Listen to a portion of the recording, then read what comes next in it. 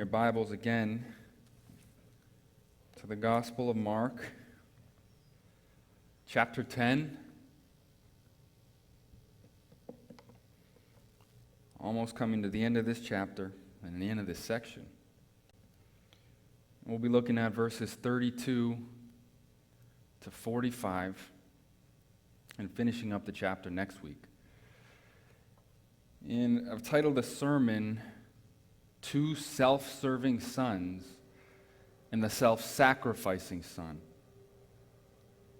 So follow along with me as I read from verses 32 through 45, and then we'll jump right into it this morning. And they were on the road going up to Jerusalem, and Jesus was walking ahead of them. And they were amazed, and those who followed were afraid. And taking the 12 again, he began to tell them what was to happen to him, saying, "See, we are going up to Jerusalem, and the Son of Man will be handed over to the chief priests and the scribes, and they will condemn him to death and deliver him over to the Gentiles. And they will mock him and spit on him and flog him and kill him. And after 3 days he will rise." And James and John, the sons of Zebedee, came up to him and said to him, "Teacher, we want you to do for us whatever we ask of you." And he said to them, "What do you want me to do for you?" And they said to him, "Grant us to sit one at your right hand and one at your left in your glory." Jesus said to them, "You do not know what you are asking. Are you able to drink the cup that I drink, or to be baptized with the baptism with which I am baptized?" And they said to him, "We are able." And Jesus said to them, "The cup that I drink you will drink, and with the baptism with which I am baptized you will be baptized. But to sit at my right hand or at my left is not mine to grant, but it is for those for whom it has been prepared." And when the 10 heard it, they began to be indignant at James and John. And Jesus called them to him and said to them, "You know that those who are considered rulers of the Gentiles lord it over them, and their great ones exercise authority over them. But it shall not be so among you. But whoever would be great among you must be your servant, and whoever would be first among you must be slave of all. For even the Son of Man came not to be served, but to serve, and to give his life as a ransom for many."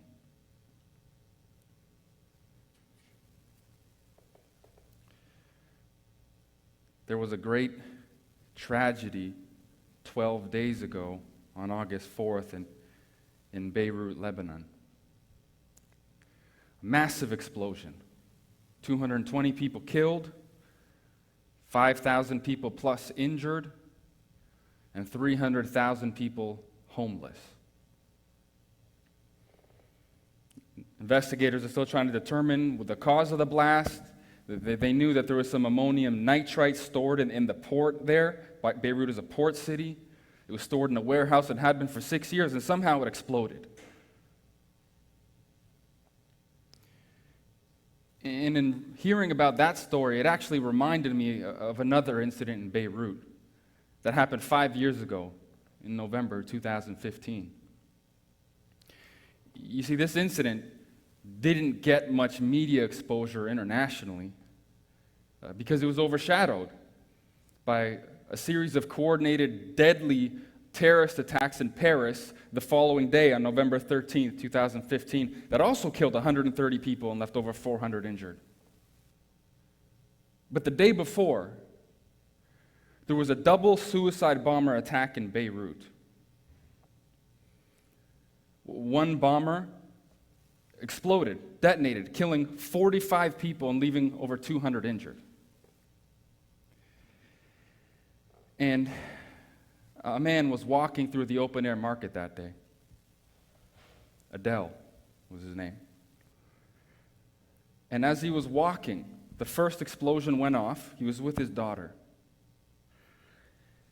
And out of the corner of his eye, quickly, he managed to identify the second suicide bomber just about to detonate. And in a split second, instinctually, without even thinking, he tackled him down to the ground, and the bomb went off, killing both of them, but saving hundreds of lives.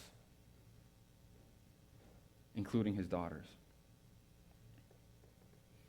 What an act of bravery and courage. What an act of sacrifice that goes against every fallen human instinct for self-preservation, right? To preserve your own life. He did that. His values of his own life were transcended by the value of life in his community.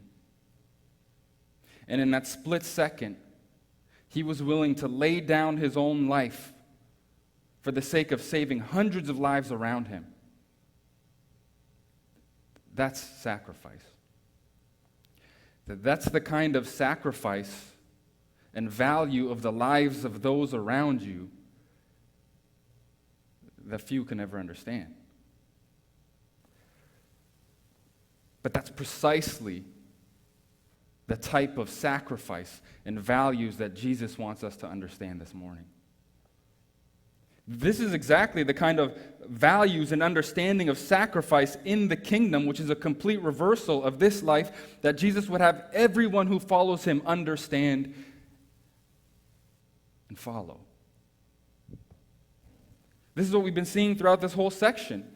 It's not about self and self-interest and pride and self-serving. It's about sacrifice. And if you want to be the greatest, you got to become the least. It's what he's been calling his disciples to this entire section, and what he calls us to here this morning. And Jesus is not no ordinary rabbi. He doesn't call us to this degrading, humiliating kind of self-sacrifice and putting the needs of others around us, particularly believers, and not act on it. All right? He's not a do as I say kind of teacher, not as I do. He's not speaking from an ivory tower. No, Jesus is that ultimate example of self-sacrificing service for the sake of others. And that's exactly what we see here in the final verse of the text this morning. The entire theme and purpose of Mark's gospel. Jesus is saying, you need to do this because I first did this. Even I didn't come to be served, but to serve the Son of Man and to give my life as a ransom for many. And anyone who would follow in Jesus' footsteps must be willing to believe and to do the same. And that's what we're going to look at this morning. And by way of summary, just to bring it all together, everything we've been looking at, this entire section from Mark 8:28 through to the end of chapter 10, which we're going to finish next week. It's this Act 2 of the Gospel of Mark that focuses strategically on his disciples. Jesus' public ministry is primarily over, and he spent this section on his disciples. It's a re-education and a retraining of them to help them understand what his messiahship truly is and what discipleship and following him looks like. And if the text this morning sounds familiar, it's because it is familiar. This is the third cycle that we've seen of this kind of a pattern, right? First, we saw it in 8:28 after Peter's great confession of Jesus as the Messiah on behalf of the disciples. What happened? He tried to rebuke Jesus. And he tried to tell him what to do and to stop him proudly because he knew better from going to the cross. And then Jesus corrected him and said, no. I have to go. I must do this, and you must follow me. You must be willing to deny yourself, take up your cross, and follow me. And then a chapter later in 9:30 and 31, same thing all over again. Jesus' second passion prediction, followed by the disciples arguing about who's going to be the greatest in the kingdom. And Jesus once again has to correct them and tell them, if you want to be great, then you need to become the servant and the last of all. And you need to be willing to serve even the least and the last of all, just like these little children who are nobodies in life. And now we come to this third and final cycle of that same pattern, where we see Jesus' passion prediction, the disciples' deception, and Jesus' correction, teaching them again what true kingdom greatness and service is and the relationship between the two. So that brings us to verse 32. And they were on the road again, going up to Jerusalem. And Jesus was walking ahead of them. He said, wait a second. I thought they were coming from Galilee, north, making their way down through Judea to Jerusalem. Why does it say they were going up to Jerusalem? Well, you're right. They are making their way down south. Jerusalem and Judea are south of Galilee. But you see, coming down, as you begin to pass through Jericho, 22 miles north of Jerusalem, as you're coming south, down, you're actually going up, because Jerusalem was a city on a hill. And it stood at an elevation, at an altitude of 3,500 feet. So they're going up to Jerusalem, quite literally, geographically. And they're also going up because Jerusalem is the holy city. It's the city of David. It's God's city. So in a sense, every pilgrim was always going up to Jerusalem, right? You're going up to God and up to the city of God. And notice that Jesus was walking ahead of them. He was walking ahead of them. He's a man on a mission. He is resolute. He knows exactly what his purpose is and where his destination is and what he came here to do and fulfill, and he is leading the way. Without hesitation, without reservation.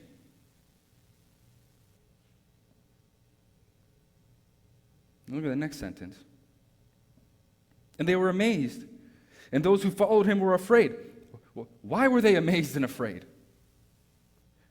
They were amazed and afraid because they knew that Jesus had already told them twice what was going to happen to him in Jerusalem. That he was going to suffer many things and die. And he is resolved to still go there. They can't understand how a man, knowing what awaits him there, the humiliation and the horror, is still going there. He's effectively marching towards his death. Jesus is on a death march, and this is incomprehensible to them, and they're afraid. They've never seen this kind of courage. They've never seen this kind of resolve. Remember the question they've been asking after the boat and the stormy seas, who then is this? What kind of a man would walk fervently towards his certain death? And they're amazed and afraid. And taking the 12 again, he began to tell them what was to happen to him. And so you see here, in this whole context, it's evident there's a lot of people with him. There's the 12, and there's probably other followers who've still been following him his entire ministry, and following him now evidently almost all the way to Jerusalem. And there are probably other pilgrims on the road too, because the Passover is approaching.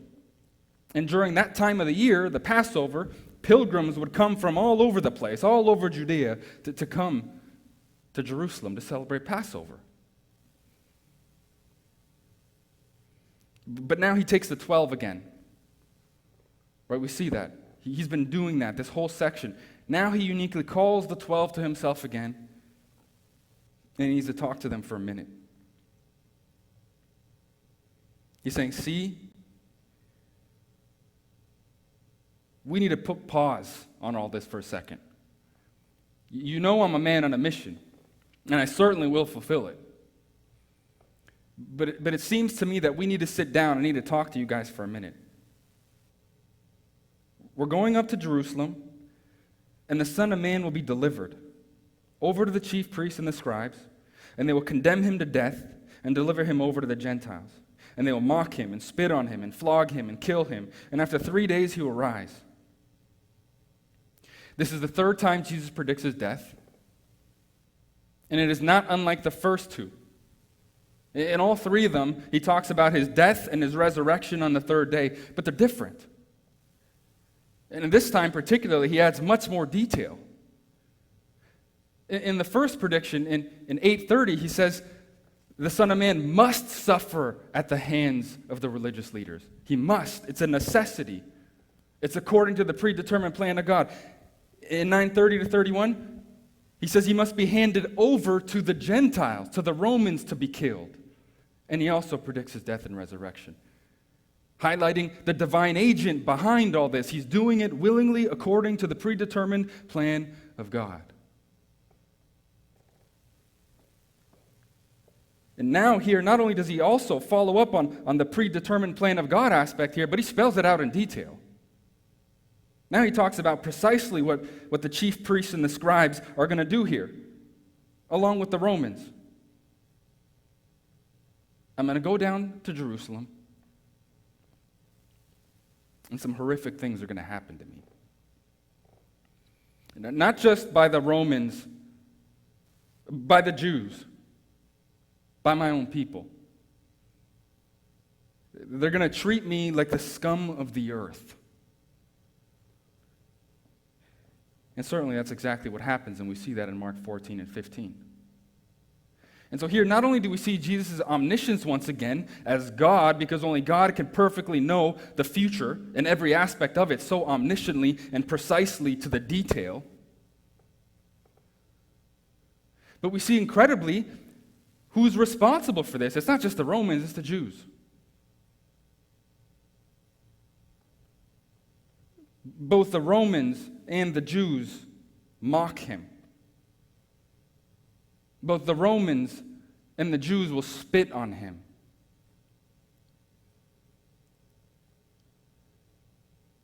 The Jews are the ones who condemn him in their court. You see, they didn't have the power to actually carry out an execution. No, they were in subjugation to the Romans, and only the Romans could execute. But they're the ones who condemn him and hand him over. And then Pilate sentences him to death and orders him crucified and has him flogged. They're all doing this. And Jesus is willingly going here for that. Can you imagine that? How many of us, how many of you would go to a place and a destination if somehow by divine revelation God told you people would mock you, spit on you, flog you, whip you, and then kill you? How many of us would go to a place if we knew somebody would spit on us there and would humiliate us and degrade us? And when they had all their fill of humiliation and degradation, then to actually kill you and be done with you? I know I certainly wouldn't. Even if God, by divine revelation, told me it was His will for my life, I don't know if I'd have the courage to do that, if I'm honest. And that's the difference between Jesus and me. That's the difference between Jesus, the Son of God, and you, and all of us. Because He did this willingly, because He knew it was the only way to pay the penalty for sin as a ransom for us and to redeem us. So He does it willingly.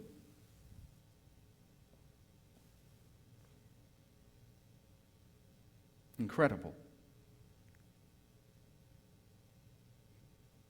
And on the heels of this prediction, right after He lays out the horrors and the humiliation that awaits Him in Jerusalem, as they're continuing this journey, verse 35, James and John, the sons of Zebedee, came up to Him and said to Him, "Teacher, we want you to do for us whatever we ask of you." Wow, that's a brazen ask. Demanding that Jesus, the Son of God, would do for you whatever you ask? Asking Him to sign a blank check before He even knows what it's for? That's brazen. What are they thinking? James and John. And Jesus has every right to respond indignantly and furiously, but He doesn't. Instead, He uses this as an opportunity. And look what He says. I'll play along for a minute. I'll entertain this silly request, this childish request. What do you two knuckleheads want me to do for you? Verse 36. And they said to Him, "Grant us to sit one at your right hand and one at your left in your glory." Wow. Jesus, here's what we want. It's no big deal, just a small ask. You know, you're going to Jerusalem, and when you get there and establish the kingdom and you're reigning and ruling, we just ask that we'd each be sitting at your right hand and at your left hand. You know, the two most prominent positions in the kingdom next to the king. No big deal. Is that too much to ask? It's incredible. And in so asking, that goes to show what their understanding of Messiah is. It goes to prove that they do indeed believe that Jesus is Messiah. Remember, way back in 8:28, Peter confessing it as representative of the whole, he says, "You are the Christ." They know he is. They get that now. But they obviously still have a skewed understanding of what Messiahship entails. We've been talking about that. Remember, the Jewish expectation of Messiah was one who would come down, knock off the Romans, and rule from Jerusalem and set up the greatest reign and monarchy in Israel's history, crushing all their enemies under their feet. He would be militant, he would be conquering. And evidently, that's what they're asking here. They're saying, yes, Jesus, when you get there, and when you're reigning and ruling, would you let us have the two most prominent seats beside you?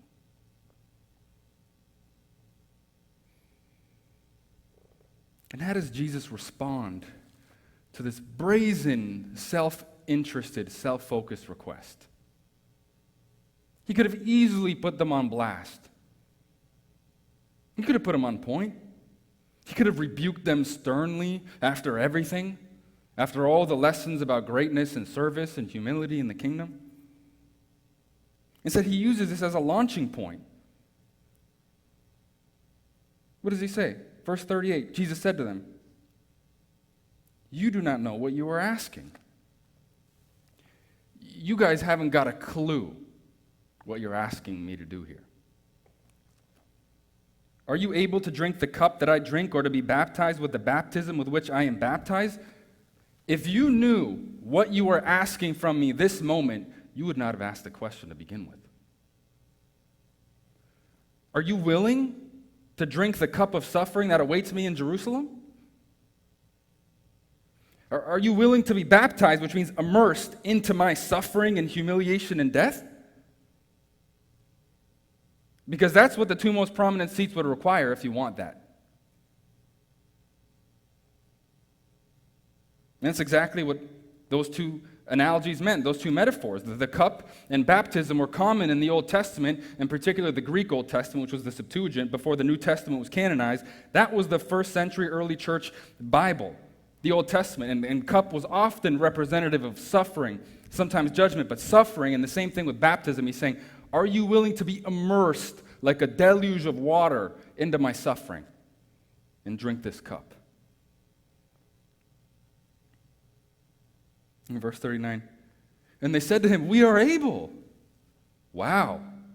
That's a quick turnaround of events. From the previous self-centered and self-interested ask, now they're humbling themselves and they're even willing to suffer and die for Jesus. Or at least, perhaps it's some form of overzealous pride. We are able. We are willing to do this for you, Jesus. Even if it's a misguided willingness here. I mean, they're thinking in terms of the messianic expectation. Remember, when Jesus goes to the kingdom, there's going to be a messianic war, and they're probably going to be martyred in the war. That's what they're thinking, but they're saying we're able.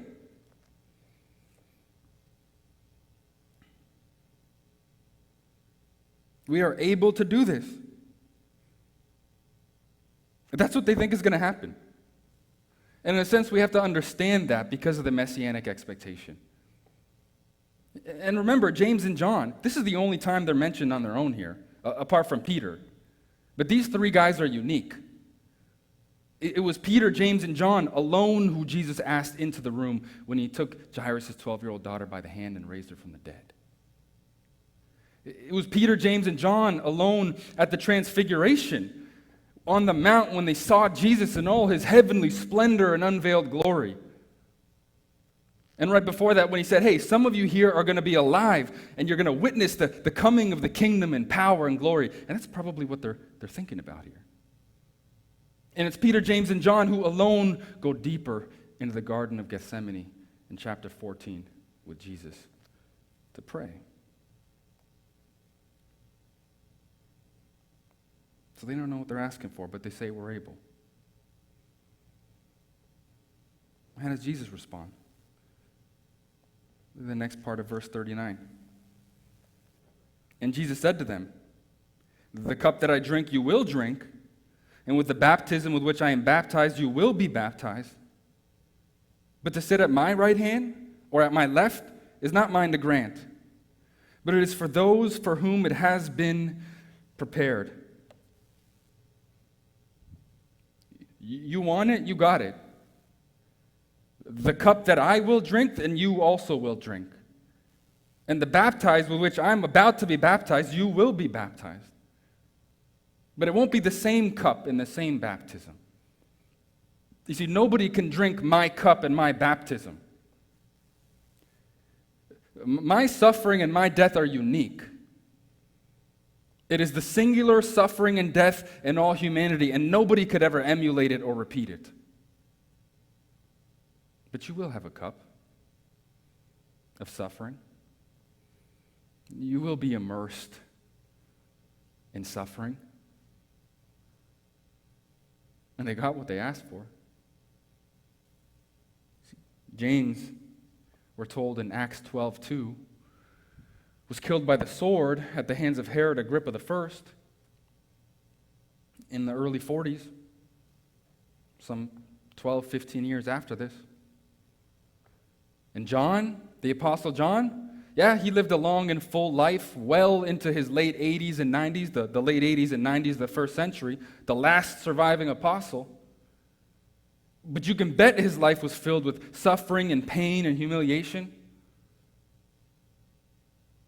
He lived out the rest of his days in the island of Patmos in exile. That's where he wrote 1st, 2nd, and 3rd John and the book of Revelation. You can bet a lot happened before that, though. In fact, there's Christian tradition that says during the reign of Domitian, he suffered greatly. Domitian had several attempts on his life, apparently. Domitian was the second emperor after Nero to actually institute an empire-wide systematic persecution of Christians. And he tried to kill John twice, according to the tradition. Once he tried to burn him alive in oil, but God divinely protected him and it couldn't happen. And when that didn't work, he tried to poison him. And that still didn't work, so he finally just exiled him to Patmos in Asia Minor, where he lived out the rest of his life, and God had a purpose for him, and supernaturally inspiring him to write 1st, 2nd, 3rd John and the book of Revelation. But he got his cup. Exile in and of itself, by the way, is a kind of suffering, isn't it? Loneliness is enough to kill someone, to drive them mentally insane, to kill their spirit. That's a suffering.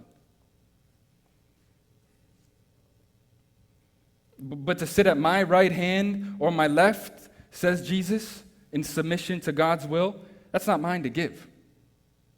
It's for whom God has prepared it for. You don't get to decide where you sit in the kingdom.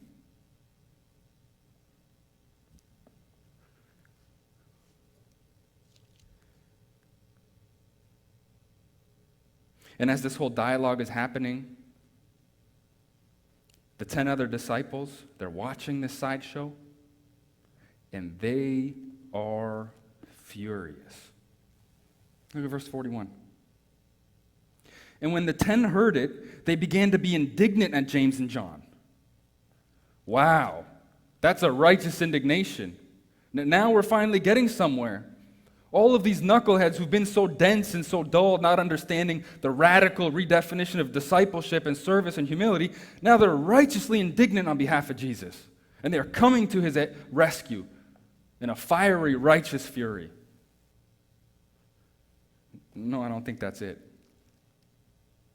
Yes, that's the same word that's used to describe Jesus' indignation previously, when the disciples tried to push away and they rebuked the moms and the dads who were bringing their children to Jesus to pray for them and to bless them earlier in the chapter.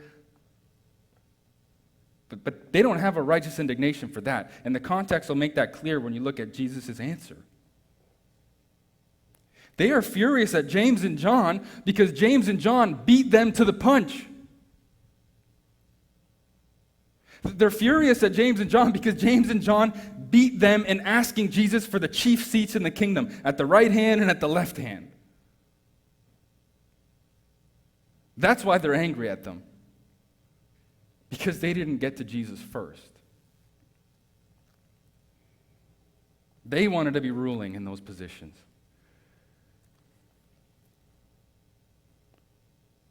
And so we can see once again the disciples' failure to understand the definition of greatness according to God and according to Jesus in his kingdom. He's tried to teach them that twice, those first two cycles. And instead of responding to them angrily, scolding them, scorning them, Jesus, the masterful and gracious and compassionate teacher, once again is patient with his disciples. He's patient with them. Verse 42, and Jesus called them to him, and he said to them. So now he takes a break. I'm going to hit pause on my mission to Jerusalem because I can see that we still have more work to do. And you still don't get it. You still don't understand what I've been saying to you this whole time. Come and sit with me for a minute under this tree and refresh yourself and drink some water. I got more to talk to you about discipleship. And he calls them to him and said to them, you know that those who are considered rulers of the Gentiles lord it over them, and their great ones exercise authority over them. Did you guys know? You've seen what it's like to live under oppression as Jews in Israel, in Judea, here, under Roman domination and Roman suppression. You know exactly how they do it. Starting with the emperor top down, he rules with an iron fist. And he forces every knee to bow, and he subjugates all the nations he conquers. And that's the same for all of those who are in political power, Jesus says, in Rome. The governors, the governor of Judea, Pilate, the senators. This is how they do leadership. This is how they rule. They lord it over you. They oppress you. They squeeze you. They are harsh. They dominate you. And we've been seeing some of that harshness and that domination and some of this kind of ruling in the world today, in our state and in our county, haven't we? In the country, really, since March, but particularly here. When we have rulers, county officials, politicians, and a governor who gets to decide what is an essential business and service and what is not an essential business and service. And so that churches, houses of worship, are on the bottom of that list. They get to decide. And for the first time on Friday, we thought we had a win for religious rights and freedoms in the appeal that was made on behalf of Grace Community Church and John MacArthur. It came before Judge James Chalfant in the LA Superior Court. And for the first time, after all the losses and months of litigation against the governor, we had a win where a judge in the Superior Court said, churches are essential, and the burden of proof to prove otherwise is on the county. And they're allowed to open safely and legally, and should be. And yet the very next day, yesterday evening, and actually the same day after that ruling, the county filed an appeal, a TRO, to have Judge Chalfant's order stayed. And that happened yesterday evening. Of course it happened in the liberal Court of Appeals in California. But the question is, why did they do that? Why couldn't they have waited 3 weeks? That's when the full hearing was scheduled for, September 4th. After the first win on Friday, they said between now and then, for the next 3 Sundays, Grace Community Church can open for indoor worship as long as they follow the guidelines. No problem. The judge said that. Why couldn't the county wait? Because they didn't want them to worship for 3 Sundays. Why didn't they wait? Because they didn't have to. Why did they do it? Because they could. Because they have the power to. Because they have the power to. They have the power to use and do with it what they will, for whomever they will, to benefit whoever they want it to benefit, for their own purposes that suits their own morality. And churches and houses of worship are not that. And so they did it. And in their public release, they were ecstatic. They were thrilled at the result. They were overjoyed that the church couldn't meet to worship indoors. And believe me, that has nothing to do with public health and safety. It has nothing to do with that. And for you to see that, all you need to do is take a look around at all the other businesses that are open and safe, indoors, that have hundreds and thousands of people. It has nothing to do with public health. Look, Grace Community Church averages about 9,000 members a week. I used to be a member there and go there before I came here when I was in seminary. And 7,000 now during the pandemic in the past few weeks since they've opened. They said they don't have one case of someone contracting the virus and developing complications from it, or let alone dying. Not one case. And they have almost 10,000 people every week. And you're talking to me about health and safety? This has nothing to do with health and safety. This is what Jesus is talking about here. This is how those in the world rule. They flaunt their authority and use it whenever it serves their purposes, for whatever agenda they have, whatever values and ideals and morality they have. And it's certainly not God's. It's certainly not God's. In fact, that's why they did it. They did it because they had the power to do it. Why else did they do it? Because they don't value God. In fact, they hate God. They don't know God, they hate the Son of God, they hate the Word of God, they hate the commands of God, they hate the sovereignty of God, they hate the lordship of God. They don't want to bow the knee to Jesus Christ and admit Him as their sovereign and Lord, not only over themselves, but over the world.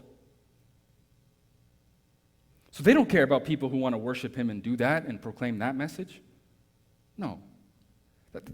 That's at the bottom of their totem pole. While so many other businesses that generate hundreds, thousands of people every day in traffic can open. But churches are a cesspool for coronavirus, an incubator for the virus, a petri dish filled with disease and bacteria. And Jesus is saying, you know how they do it in the world. This is how they do it. They're despotic, they're worldly, they're anti-God, they don't know God. They don't know how to rule properly and correctly, most of the time, especially those that truly are anti-God in their morality. And we've seen that our state and local officials are, just based on their positions on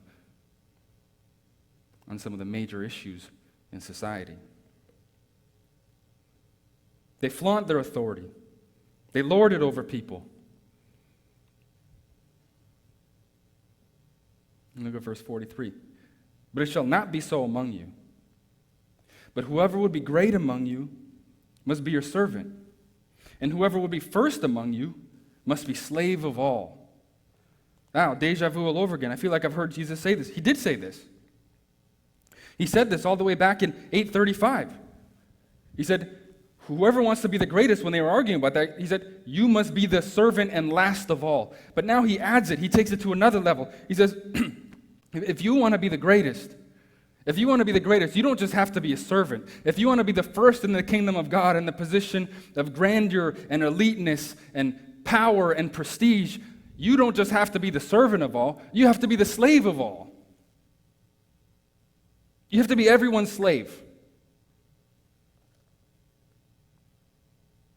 That's sobering. And I know that's a hot-button issue in today's culture and society, especially knowing what the history is of this nation.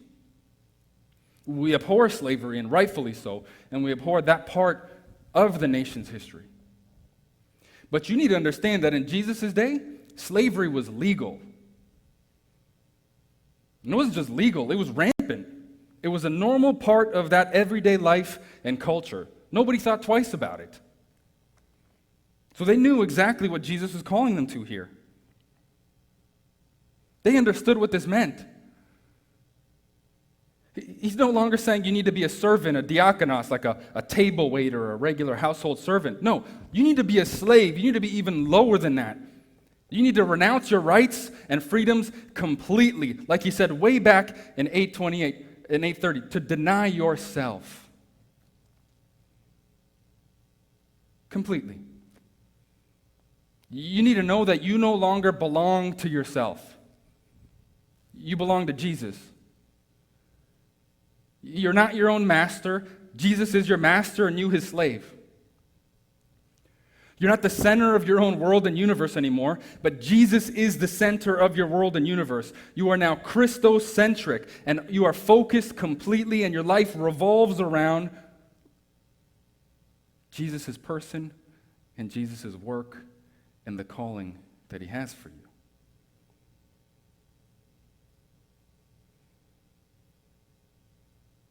That's hard. That's hard. That's discipleship. That's discipleship according to Jesus. Discipleship to Jesus is slavery to Jesus. I don't know if you've ever thought about it that way. That's Paul's favorite self-designation in the way he opens how many of his letters? Paul, a bond servant of Christ Jesus. Paul, a slave of Christ Jesus. That's how he viewed himself. He never said, sometimes he said Paul an apostle when he had to defend his apostleship and he was forced to when he was backed in a corner. But primarily he viewed himself as a slave, not even as a disciple. And I don't know if you've ever thought about discipleship that way, but that's what it is. It's slavery to Jesus. Yes, discipleship, of course, is primarily the Great Commission, right? We preach the gospel and we make disciples. We'll go out and make more disciples. That's part of it. It's not just obeying Jesus' teaching and Jesus' commands and living that. Yes, that is primarily that. But it's also in how you express that discipleship. You see, discipleship is expressed in service and in humble service to everyone. It's about what you do. It's about serving. And you could say that the one who's willing to serve the lowest and the most is one of the more mature disciples. That's a measure of discipleship maturity and growth. And we have to be willing to do whatever it takes for whomever, because nobody is too low and no work is too menial and beneath us. Oh, you need somebody to pray for you? I'm lifting you up right now. You need someone to listen to you and a shoulder to cry on and to mourn with you? I'm here. You're looking for some advice and counsel? Give me 5 minutes. I'm bringing my Bible. You're short this month and you can't pay for your groceries? I would be happy to provide and to share with you what God's already provided and blessed me with. You need help moving? I hate moving, but absolutely. I don't have a problem with heavy lifting. And in the church as well. The spring cleaning, cleaning events, throwing out trash, setting up before services, tearing down after services, cleaning toilets. There's to be nothing that's beneath a disciple.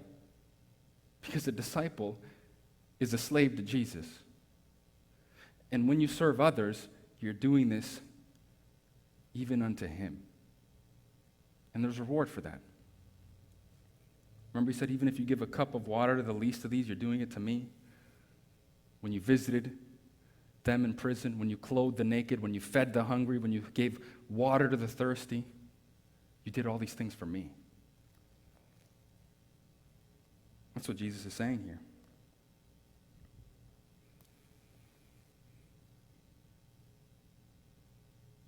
Why? Why do we have to go so low? Why does Jesus expect us to humble and to humiliate ourselves in service to him and to others. Look at verse 45.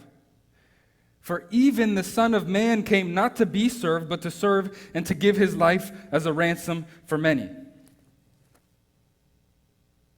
Even the Son of Man, which is Son of God, came not to be served, but to serve and to give his life a ransom for many.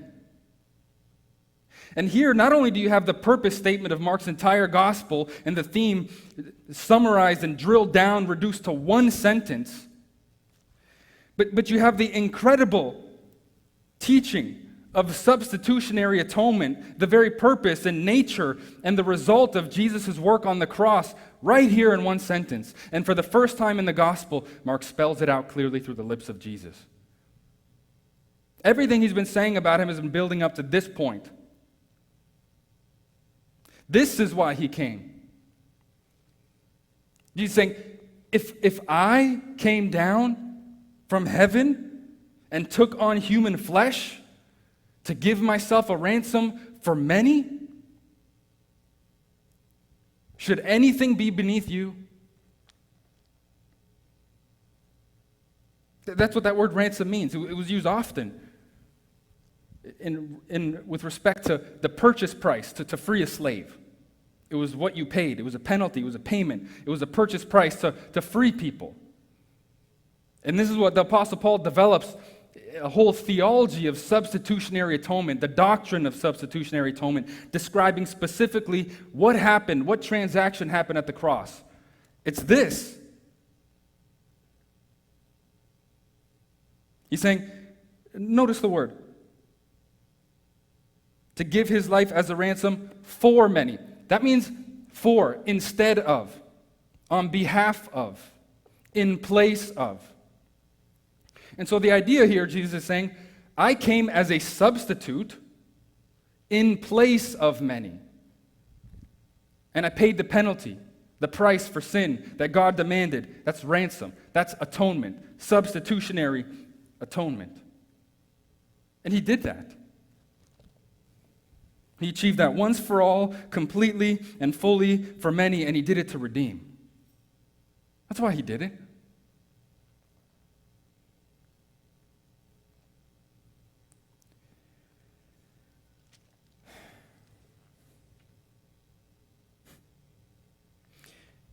And he calls himself the Son of Man. You see, the Son of Man is Jesus' favorite self-designation. And it brings us all the way back. It brings us back to Daniel in 7:13-14, and the vision that Daniel has of this Messiah, of this Son of Man. Look what he says, starting in verses 13-14. He says, I saw in the night visions, and behold, with the clouds of heaven there came one like a son of man, and he came to the Ancient of Days, and was presented before him. And to him was given dominion and glory and a kingdom, that all peoples, nations, and languages should serve him. His dominion is an everlasting dominion, which shall not pass away, and his kingdom one that shall not be destroyed. That's what Jesus is saying here. Even I, the Son of Man, the Son of God, who's going to be given all glory, all power, all authority, all sovereignty, an everlasting dominion, an everlasting kingdom. Every knee shall bow and every tongue confess, even I did not come to be served, but to serve, and to give my life as a ransom, as a payment for the penalty of sin for many. How much more should you and I be willing to serve? If Jesus renounced that, if he was willing to let go of that,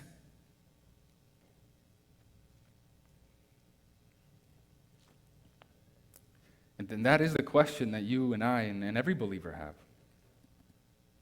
to answer.